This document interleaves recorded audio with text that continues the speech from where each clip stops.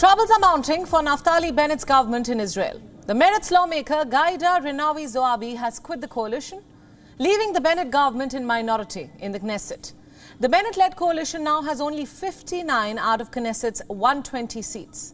In her resignation letter, Zoabi wrote that she had joined the coalition with hope, a hope that Arab and Jews could work together.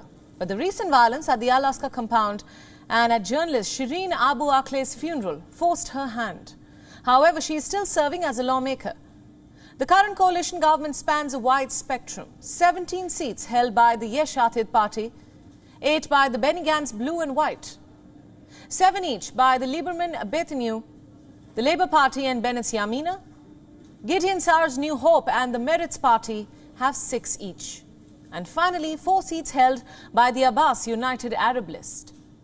The magic number here is 61, and the 8 factions had a total of 62 seats. Earlier, the exit of 2 other lawmakers meant that they had 60 seats, and now Zoabi's exit makes the situation far worse. On any other day, this would mean good news for Benjamin Netanyahu, but the Likud party leader is now facing rebellion himself.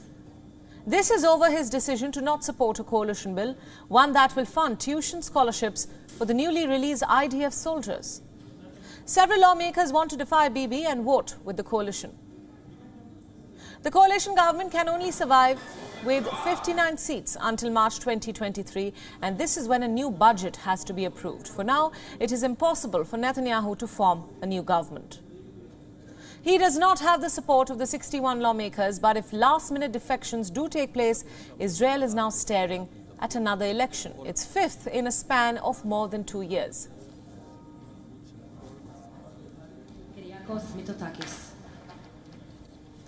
And for more updates on this story, our correspondent Jody Cohen is now joining us live from Jerusalem. Jody, thanks so much for joining us.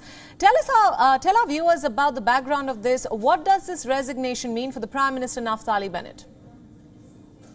So, as you said, the magic number is 61. There are 120 seats in Israel's parliament in the Knesset.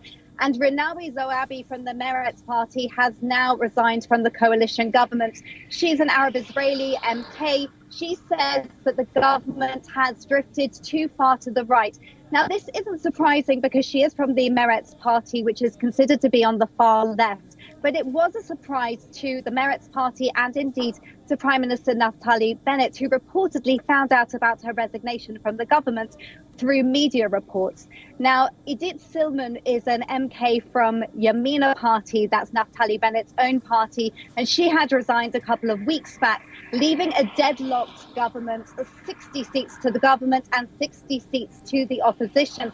And now we're in a situation in Israel where there's a minority government with only 59 seats voting with the 59 MKs with the coalition government versus 60 in the opposition. The implications of that remain to be verified. We don't yet know what the implications are. It could be that the Likud party, which runs the opposition, will bring forward a dissolution bill potentially on Wednesday. But it remains to be seen if they can get enough votes to see that through the 4 stages in the parliamentary process. Right. So it's likely that the coalition government will sort of limp along and will try to push forward non-controversial legislation and will deal with the MPs on a case-by-case basis in order to get that legislation through. Right. Jody, we're also given to understand that for now it is impossible for Netanyahu to form a new government. What lies ahead for governance in Israel? Is another election likely at this point?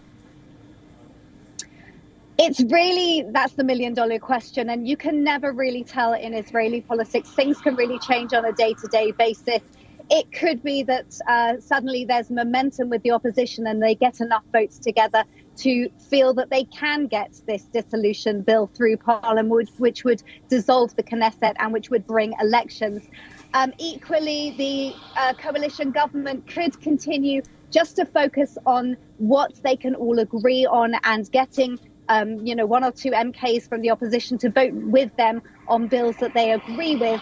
And that could be the way forward for now. But it remains to be seen if further MKs will also leave the coalition government and how long this government has. And if it isn't going to be for very long, then the Likud will push through and potentially gets that bill through Parliament, and then we could be looking at elections, but it's still too early to say right now. Right. All right, Jody, thanks for summing that up for us on WION. Thanks for joining us. Thank you. WION World is now available in your country. Download the app now and get all the news updates on the move.